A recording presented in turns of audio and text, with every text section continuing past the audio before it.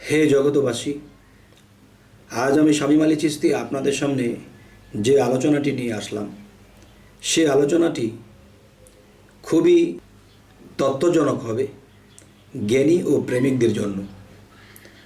তবে আজকের আলোচনাটি এমনই হবে জ্ঞানী ও প্রেমিকদের জন্যে, যে এমনই একটি আলোচনা হবে যে আলোচনাটি শুনলে মানুষ অচেনাকে চিনতে পারে, অজানাকে জানতে পারে।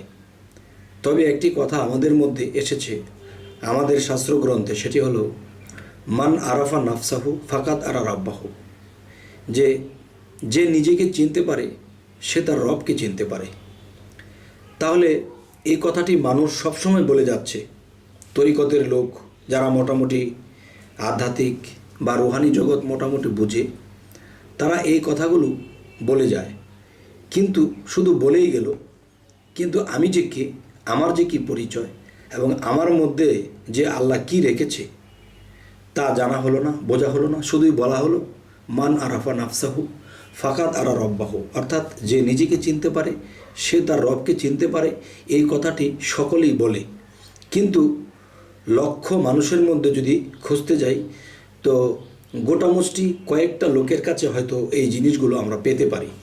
সকলের কাছে এই জিনিসের আশা করা যায় না। তো যেই জিনিসের আশা করা যায় না, যেটা যেখানে সেখানে পাওয়া যায় না, আজকে সেই সম্পর্কে সেই বিষয় নিয়ে আজকে আপনাদের সামনে আলাপ তুলে ধরব। তবে হে জগতবাসী, আজকের আলোচনার হেডলাইন হিসেবে আমি যেটি বলবো সেটি হলো মানব মহানয়। মানব নিজেকে ক্ষুদ্র বলেই জানে। মানব অবশ্যই মহা এবং মহাশক্তিশালী এবং মহাপবিত্র, এবং সেই পবিত্র মানবেই আল্লাহ বিলীন, স্রষ্টা বিলীন। মানব জানে না নিজের সেই মহত্বের খবর।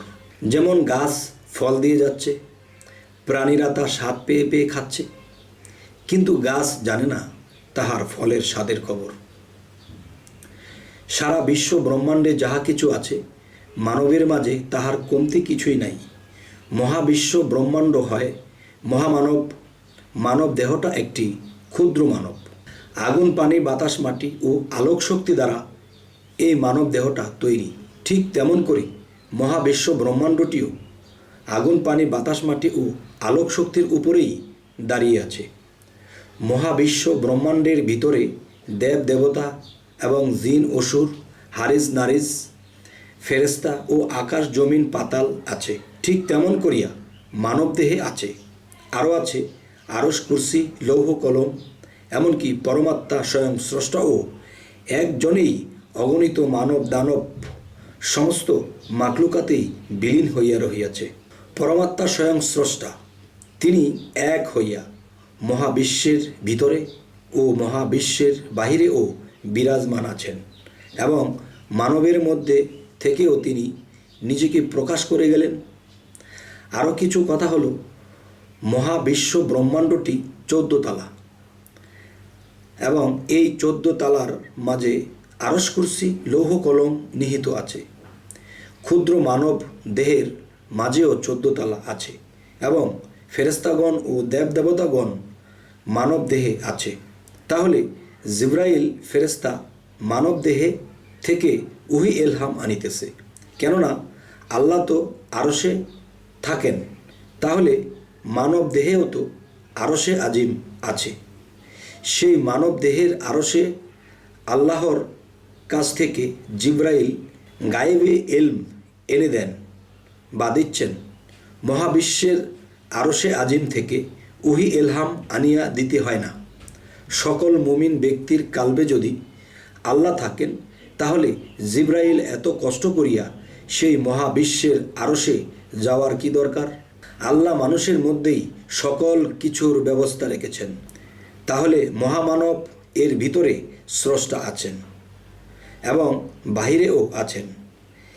এখানে স্রষ্টা নিরাকারেই আছেন, মানবের মাঝে স্রষ্টা আকারে আসিয়া গেলেন। একটি মানব এই পৃথিবীতে ক্ষুদ্র হইয়া আছে, কিন্তু সেই মানুষটি জানে না যে সে যে মহা। কিন্তু সেই মানুষটি জানে না যে সে যে মহা, বা এই ক্ষুদ্র মানুষটির ভিতরে যে মহান স্রষ্টা পরমাত্মা রূপে লুকাইয়া রহিয়াছে। যেমন একটি যুক্তি, এক ব্যক্তি রিক্সা বা ভ্যান চালায়, কিন্তু দেখা যায় তিনি কোনো বাসা বাড়িতেও কাজ করে চলে খায়। অনেক কষ্টে তার জীবন চালাতে হচ্ছে, কিন্তু দেখা যায় এই ব্যক্তিটির নামে কোটি কোটি টাকার ব্যাংক ব্যালেন্স রহিয়াছে, 200 একর জমিও আছে, কিন্তু লোকটা তাহার খবরও জানে না। আর জানে না বলেই তিনি দিন মজুর করিয়া কষ্ট করে চলিতেছেন। তাহলে কোনো উছিলায় বা কোনো মানুষের উছিলায় তিনি একদিন জানতে পারলেন যে তিনি এত সম্পদের মালিক, লক্ষ লক্ষ কোটি টাকার মালিক, ব্যাংক ব্যালেন্স, মিল, ফ্যাক্টরি, কারখানা এবং জমি, একর একর জমি, কত শত শত একর একর জমি। আমি বুঝাইতে চাই, মানবের মধ্যেই যে পরমাত্মা স্বয়ং ব্রহ্ম বা ঈশ্বর বা আল্লাহ লুকাইয়া রহিয়াছে, তাহা মানুষ যদি কোনো মানুষের বা কোনো কামেল পীর আউলিয়া বা কোনো মনি ঋষি বা কোনো সাধু বা কোনো সাধকের কাছে যাইয়া জানত যে কিভাবে পরমাত্মা মানুষের মাঝে লুকাইয়া আছে, তাহলে এই কায়দা কৌশল একজন কামেল পীর আউলিয়া দিতে পারে। এই কায়দা কৌশল একজন কামেল পীর মুর্শিদ আউলিয়া একমাত্র দিতে পারেন। যিনি মহাত্মাকে লাভ করিল তিনি আল্লাহকেই লাভ করিল। বলতে চাই, সকল সৃষ্টি আল্লাহকে মানে, তাহলে পরম আত্মাকে যে লাভ করল, এই সৃষ্টি জগৎ যদি আল্লাহকে মানে, আবার বলছি, এই সৃষ্টি জগৎ যদি আল্লাহকে মানে, তাহলে ওই ব্যক্তিটিকেও সকল সৃষ্টি জগৎ মানবে। তাহলে স্রষ্টার সাথে মিশে মানুষই তো জাত হইয়া যায়। তবে মানুষই তো মহা কর্মদোষে ক্ষুদ্র হইয়া আছি। হে জগতবাসী, আমরা এই পৃথিবীতে মানব জন্মে যখন এসেছি তখন কিন্তু আমরা বুঝি না। যখন আমরা জানব, বুঝব যে আল্লাহ বিশ্বের এখানে সেখানেই শুধু নয়, আল্লাহ অবশ্যই মানুষের হৃদয়ে বাস করে, কিন্তু সেই হৃদয়টাকে যখন আমরা নোংরা বানিয়ে রাখি বা কোনো অলি আউলিয়া, কোনো মুর্শিদের ফায়েজ নিয়ে, বাক্য নিয়ে, সাধনা নিয়ে যখন আমরা করব, তখন আমাদের সেই জায়গাটা যখন পরিষ্কার হবে, তখন সেই পরিষ্কার হৃদয়ে বা সেই পরিষ্কার কালবে আল্লাহ এসে বসত করবে। তখন আল্লাহ যদি আপনার আর আমার কালবের মধ্যে বিরাজ করেন, বসেন, তখন কিন্তু আমার চক্ষু দিয়ে তখন আর আমি দেখব না, আমার মুখ দিয়ে তখন আর আমি কথা বলবো না, তখন যা কিছু করার তিনিই করবেন।